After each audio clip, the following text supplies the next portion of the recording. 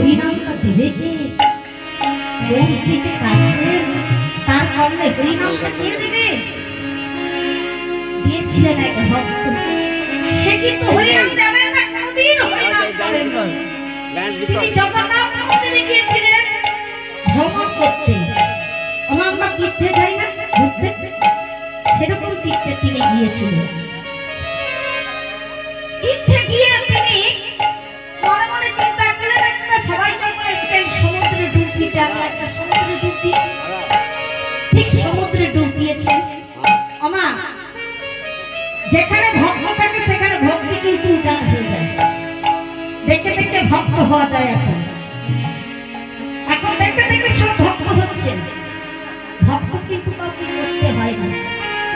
যদি ভক্ত করতে হয়, দেখে দেখে ভক্ত হলে সে ভক্ত কিন্তু ভালো নয়। আগে ভক্তিটা জাগাতে হয়, তারপর ভক্ত হয়। যদি কেউ আছেন সেরকম নাম করবেন, মালা তিলক শুধু নিয়ে বসে বসে নাম করলেই ভক্ত হওয়া যায় না। আগে অন্তরের ভক্তিকে জাগাতে হবে, আত্মার সঙ্গে পরমাত্মার মিলন করতে হবে, তবে গিয়ে সেই মালার এক একটা মন্ত্র পড়া যাবে। সাধু সাজতে গেলে সাধু হওয়া যায় না। সাধু সাজতে গেলে আগে নিজের দেহটাকে সাদা করো, নিজের শরীরটাকে সাধন করো, তবে হবে সাধন ভজন। তাই শাস্ত্রে বলেছেন, সাধন ভজন বড় লেখা, সাথে জল মর্কচায় ওঠা। যতক্ষণ নয়নের দুফোঁটা জল পড়বে না, গৌর হরির চরণে দুফোঁটা জল দিতে পারবো না, তাহলে আমাদের সাধন হলো কোথা থেকে? আমি অনেক প্রশ্নকে দেখেছি, কিন্তু মুখ মে রাম নাম বগল মে ছিল। মুখে রাম নাম বলছে, কিন্তু তাদের ছলচাতুরি আলাদা, ভাবগুলো আলাদা। কিন্তু সেরকম বৈষ্ণব হয়ে কোনো কাজ নেই। মালা যদি নিতে হয়, আগে নিজেকে সাধন করো, নিজেকে ভগবানের চরণে শক্তি লাভ করতে হয়, তবে হয় সাধন ভজন। দেখুন, আবার দেখে দেখুন বৈষ্ণব হওয়া হয়। সেই রূপ ওই ভক্ত গেছেন গঙ্গা স্নান করতে। গঙ্গা স্নান করতে গিয়ে তিনি মনে মনে চিন্তা করেন, গঙ্গা স্নানটা করলাম, সবাই যখন জগন্নাথ মন্দিরে যাচ্ছে, তাহলে আমিও যাই। সেই জগন্নাথ মন্দিরে যখন যাচ্ছে, যেতে যেতে দুটো ধূপকাঠি নিয়েছেন, আর ধূপকাঠি নিয়ে মুখে কি বলছে? হরে কৃষ্ণ কৃষ্ণ কৃষ্ণ হরে হরে, হরে রাম হরে রাম, রাম রাম হরে হরে, হরে কৃষ্ণ হরে Krishna,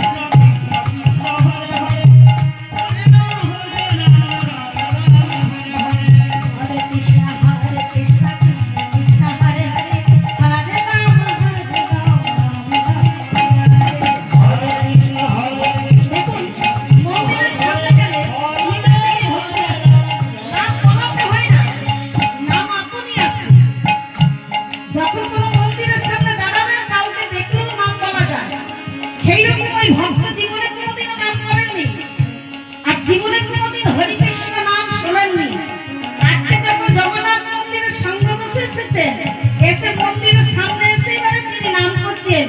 Hare Krishna, Hare Krishna,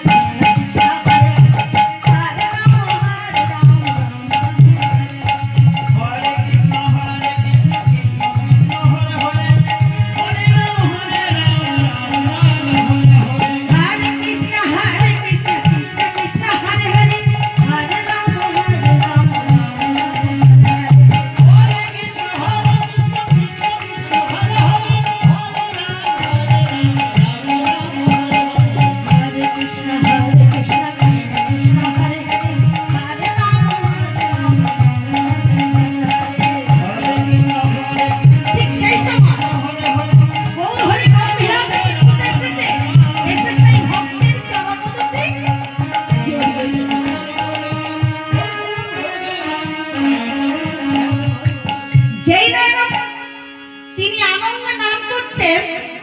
Gour Hari ছুটে এসে গম্ভীরা থেকে ভক্তের চরণ দুটি জড়িয়ে ধরেছে।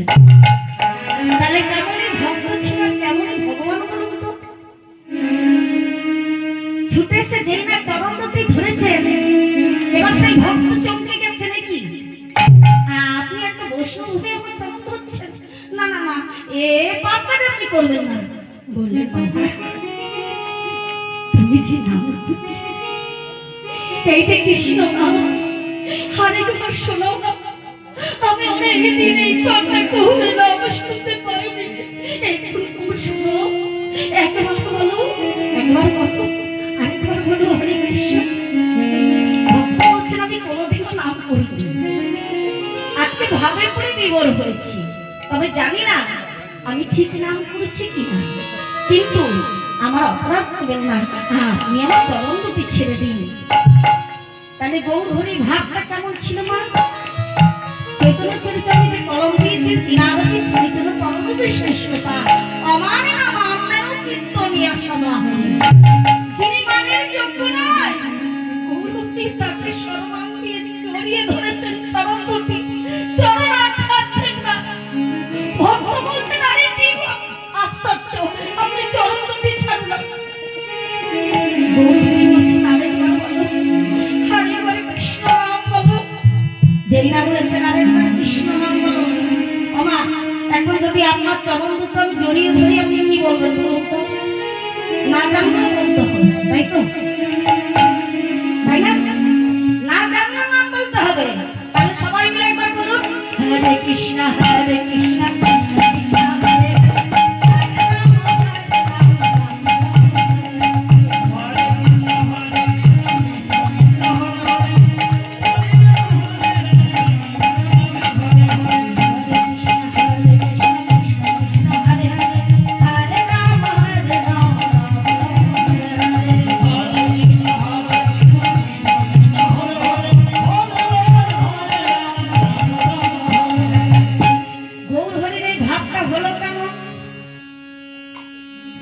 প্রমাণ করলেন আপনি আচরি ধর্ম জগতে শিখায়, নিজে না জানিলে ধর্ম কেমন তা জানা।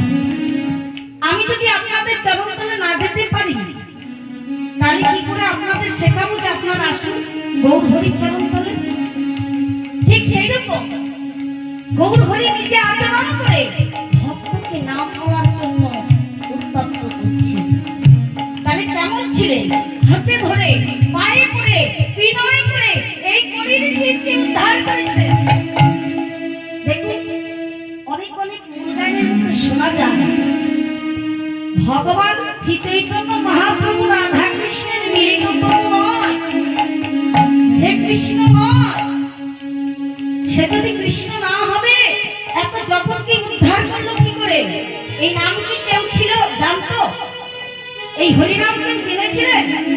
যে নাম কলকে ছিল সে নাম নদিয়া এলো কি করে?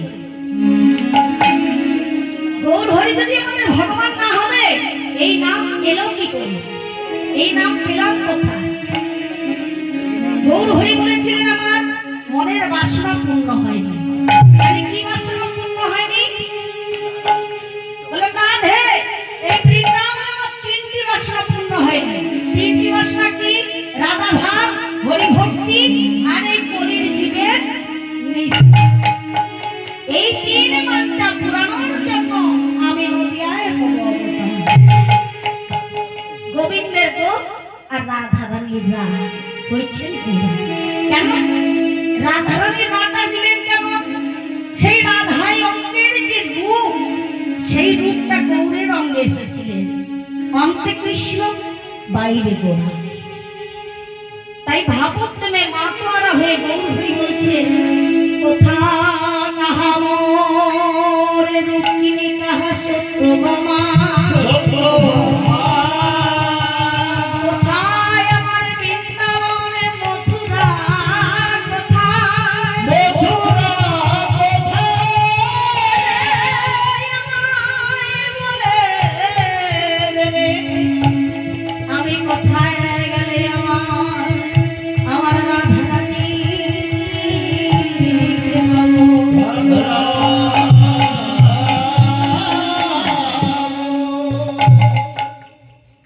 বললেন বৃন্দাবন কোথায়, মথুরা কোথায়?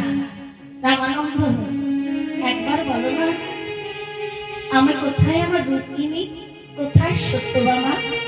তাহলে গৌর হরি ভুলে গেছেন তিনি যে এখন নদিয়ায় আছেন। তাহলে গৌর হরি ভাবের বিস্মরণ হয়েছে কেন? কিসের জন্য?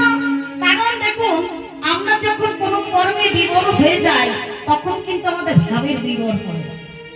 যদি কেউ ভক্ত হয়, নামের মাধ্যমে বসলে, নাম যখন অন্তরঙ্গের সঙ্গে নাম করে, তিনি কিন্তু ভাবে বিভোর হয়ে যায়।